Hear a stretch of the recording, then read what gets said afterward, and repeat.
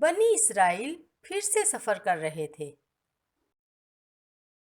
لیکن بیابان میں سے گزرتے ہوئے ان بے شمار لوگوں کو کہاں سے کھانا ملے گا؟ اس لیے ایک بار پھر سب لوگ بڑبڑانے لگے۔ انہوں نے کہا، مصر میں ہم پیٹ بھر کر گوشت اور روٹی کھاتے تھے، لیکن اس ویران جگہ میں ہم بھوک سے مر جائیں گے۔ پھر خداوند نے موسیٰ سے کہا، میں نے بنی اسرائیل کا بڑبڑانا سن لیا ہے۔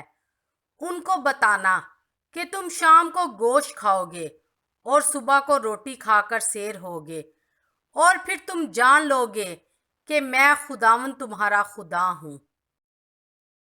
موسیٰ نے اسرائیلیوں کو یہ باتیں بتائیں اور کہا، تمہارا بڑبڑانا ہم پر نہیں بلکہ خداوند پر ہے، اور اس نے تمہاری اس بات کو سن لیا ہے۔ اب وہ تمہیں دکھائے گا کہ وہ کون ہے۔ اسی شام کو بہت زیادہ بٹیریں بنی اسرائیل کی خیمہ گاہ میں آئیں۔ بٹیر ایک قسم کا پرندہ ہے جسے مرغی کی طرح کھایا جا سکتا ہے۔ بٹیریں اتنی زیادہ تھیں کہ ان کی خیمہ گاہ کے آس پاس زمین ان سے بھری ہوئی تھی، سو لوگوں نے ان کو پکڑ کر بڑے مزے سے کھایا۔ اسی طرح خداوند نے ان کے لیے گوشت مہیا کیا۔ لیکن کیا انہوں نے اس برکت کے لیے خدا کی شکر گزاری کی؟ آپ کا کیا خیال ہے؟ اگلی صبح جب لوگ اٹھ کر اپنے خیموں سے نکلے تو وہ حیران ہو کر ایک دوسرے سے پوچھنے لگے، اوہ، ادھر دیکھو، زمین پر یہ کیا چیز پڑی ہے؟ ہر طرف زمین پر چھوٹے چھوٹے گول سفید دانے جیسے بکھرے ہوئے تھے۔ جب انہوں نے دانے کھائے تو اس چیز کا ذائقہ کچھ شہد کی طرح تھا۔ موسیٰ نے ان کو بتایا کہ یہ وہ روٹی ہے جو خداوند نے تمہیں کھانے کے لیے دی ہے۔ تمہیں ہر روز اپنی اپنی ضرورت کے مطابق اسے جمع کرنا ہے۔ موسیٰ کے کہنے پر لوگوں نے ایسا ہی کیا۔ کچھ لوگوں نے زیادہ جمع کیا اور کچھ لوگوں نے کم، مگر جب تولا گیا تو ہر ایک کے پاس اپنی ضرورت کے لیے کافی تھا۔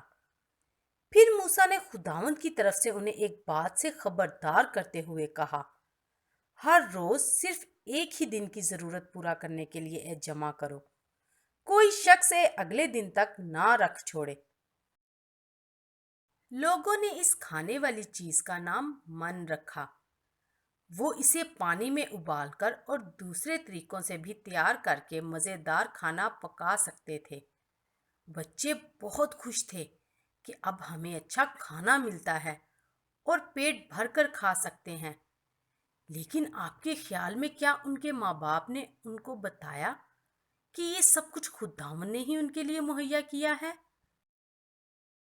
افسوس کی بات ہے کہ ان میں سے کچھ ایسے لوگ تھے جو خداوند کی بات نہیں مانتے تھے۔ انہوں نے اگلی صبح تک کچھ من رکھ چھوڑا۔ پھر صبح کو انہوں نے دیکھا کہ وہ خراب ہو چکا تھا، اس سے بدبو آ رہی تھی اور وہ کیڑوں سے بھرا ہوا تھا۔ جب موسیٰ کو پتا چلا کہ ان لوگوں نے کیا کیا تھا تو اس کو بہت غصہ آیا۔ وہ سوچ رہا تھا، وہ لوگ ابھی تک خداوند پر کیوں بھروسہ نہیں رکھتے اور اس کا حکم نہیں مانتے؟ 6 دن تک ہر صبح لوگوں نے باہر جا کر کھانے کے لیے یہ تازہ من جمع کیا۔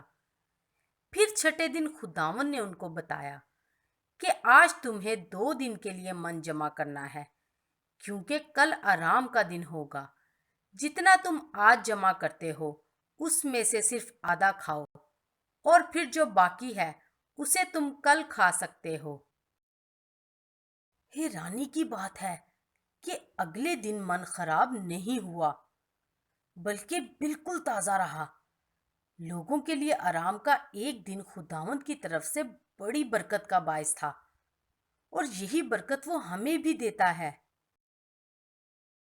تو بھی اسرائیلیوں میں کچھ ایسے لوگ تھے جو آرام کے دن بھی من جمع کرنے کے لیے باہر نکلے، لیکن وہ مایوس ہو گئے کیونکہ انہیں کچھ بھی نہیں ملا اور خالی ہاتھ واپس جانا پڑا۔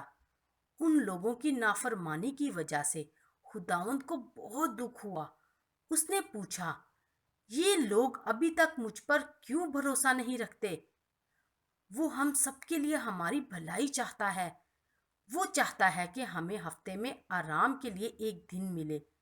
اسی لیے اسی وقت سے لے کر آج تک ہر ہفتے آرام کا ایک خاص دن ہوتا ہے۔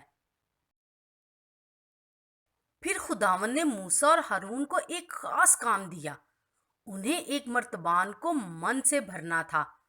خداوند چاہتا تھا کہ اسے محفوظ رکھا جائے تاکہ آنے والی تمام نسلیں دیکھیں کہ بیابان میں خداوند اپنے لوگوں کو کیا کھانا کھلاتا تھا۔ یہ اس مقصد کے لیے محفوظ رہے گا اور خراب نہیں ہو جائے گا۔ خدا کی خواہش ہے کہ لوگ اس کے معجزے یاد رکھیں۔ وہ چاہتا ہے کہ آپ بھی یہ سارے بڑے کام جو اس نے آپ کے لیے کیے ہیں یاد رکھیں، تاکہ آپ اس کی تعظیم کریں اور اسے قادر مطلق خدا جان کر اسے سارا جلال دیں۔